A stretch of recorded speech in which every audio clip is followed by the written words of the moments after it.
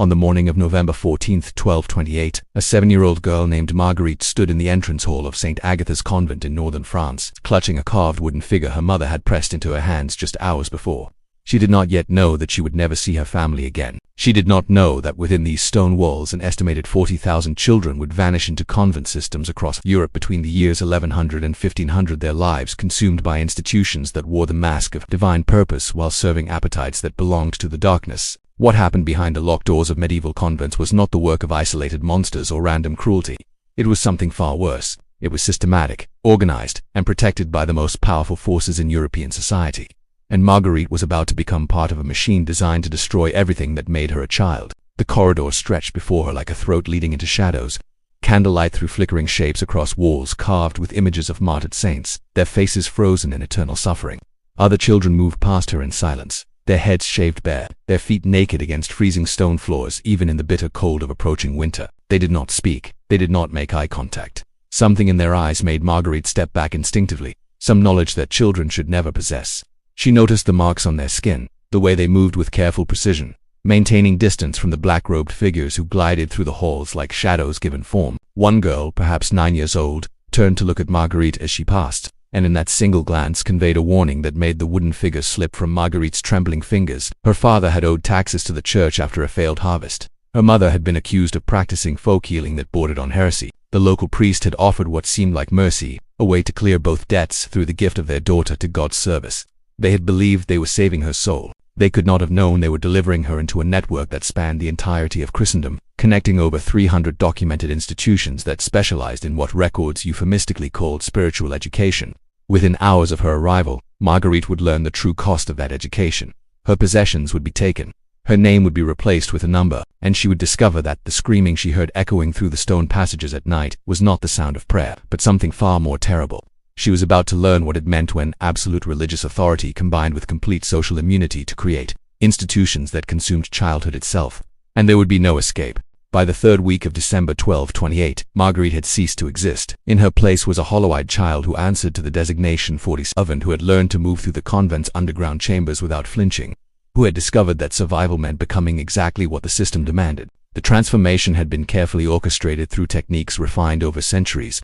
Her beautiful hair had been shaved away, supposedly to prevent vanity, but actually to remove any feature that might help her remember who she had been. Her birth name had been declared a sin during an elaborate ceremony where her wooden figure was burned while she watched, told that earthly attachments separated her from divine love. She was taught that her very existence was a debt owed to the church, that her family had rejected her, that she was unwanted except as an instrument for serving needs that were never spoken aloud in daylight. The true horror of St. Agatha's was not random violence but its precise operation as a business enterprise.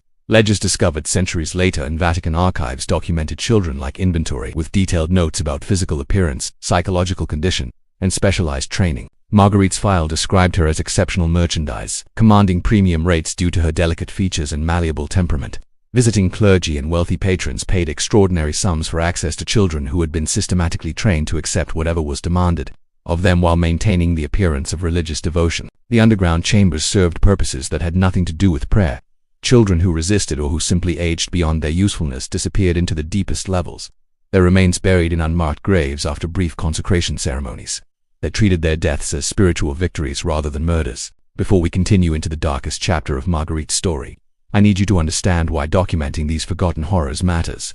If you believe that history's most disturbing truths deserve to be remembered, that the voices of 40,000 vanished children deserve to be heard, then please subscribe to this channel. Your support helps ensure these stories are never buried again. Hit that subscribe button for me. What destroyed Marguerite completely was not any single act but the realization that everyone knew. Cardinal Philippe de Montclair, one of the most powerful figures in the French church, maintained detailed correspondence with the convent's Mother Superior, discussing children by number and including payment schedules that revealed the extraordinary sums involved. Kings and nobles, wealthy merchants and influential scholars all participated in networks that used religious institutions as hunting grounds, knowing their victims were protected by sacred status while being denied any actual protection. On the night of the winter solstice celebration in 1228, Marguerite was selected to serve as the centerpiece of a gathering disguised as religious festival. What happened during those hours was recorded in convent ledgers as evidence of her achieving perfect spiritual submission. The ceremony broke something fundamental inside her that never healed. By spring of 1229, records describe her as having transcended earthly concerns, no longer responding to pain or kindness, existing in a state that resembled living death. Marguerite survived until the age of 11. She died on August 3, 1232, of what records called natural causes. Though her body bore evidence of systematic destruction that had nothing natural about it, she was buried in an unmarked grave with dozens of other children whose names had been erased, whose families never learned their fates, whose suffering was sanctified by the very institutions that caused it. Her story is one of 40,000. Most left no trace at all. They simply vanished into stone corridors and were forgotten. Until now. If this story has affected you, if you believe these children deserve to be remembered, leave a comment below sharing your thoughts. Their voices were silenced. Ours don't have to be.